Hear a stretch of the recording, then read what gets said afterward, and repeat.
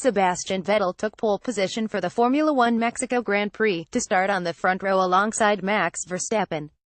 Vettel's time of 1:16.488s was enough to beat Verstappen's effort by 0.086s at the end of Q3. Lewis Hamilton will start on the second row, needing a fifth-place finish in the race to secure the championship, next to his teammate Valtteri Bottas, with Kimi Raikkonen fifth and Force India's Esteban Ocon sixth.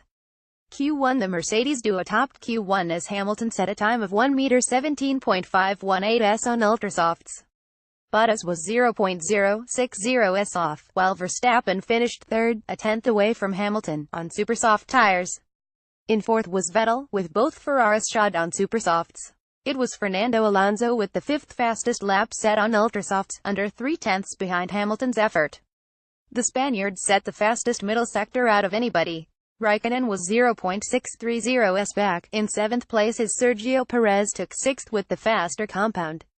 Daniel Ricciardo also equipped supersofts, but he was more than half a second slower than teammate Verstappen, in eighth place. Nico Hülkenberg ninth, and Ocon rounded out the top 10. Pierre Gasly's engine issues from FP3 carried over to Q1 and he was eliminated without the opportunity to set a lap. Lance Stroll scraped into Q2 with a time of 1:18.902s at the expense of Marcus Ericsson, who was 16th. Pascal Wehrlein finished 17th, leaving the Haas pair at the bottom of the standings in Q1. Q2. Hamilton's benchmark of 1:17.035s was quickly dashed by Verstappen, now on ultrasofts, as were all of his rivals, who set a time of 1:16.524s to put Hamilton second. Verstappen took top spot after Brendan Hartley brought out double yellows as his Toro Rosso's power unit failed, to put him in a provisional 15th place for the race. Hamilton responded with a final effort which was 9/10 slower than Verstappen's, keeping him in second. Vettel took third place, ahead of Bottas, with second to fourth place split by just 0.126s. Raikkonen was 1.010s behind Verstappen in fifth, as Ricciardo took sixth. Both Renaults and both Force Indias made it into Q3, with Carlos Sainz Jr. in seventh ahead of his teammate and the Force India pair rounding out the top 10, led by Ocon. Alonso, with a 20-place grid penalty for his 9th engine and 11th turbo and MGUH of the season, stayed in the pits, as did teammate Stoffel Vandoorne, who picked up a 35-place drop having taken a new power unit and 12th turbo and MGUH. Also eliminated were both Williams' Felipe Massa missed out on Q3 by over 2/10, his teammate another 1.960s behind in 12th.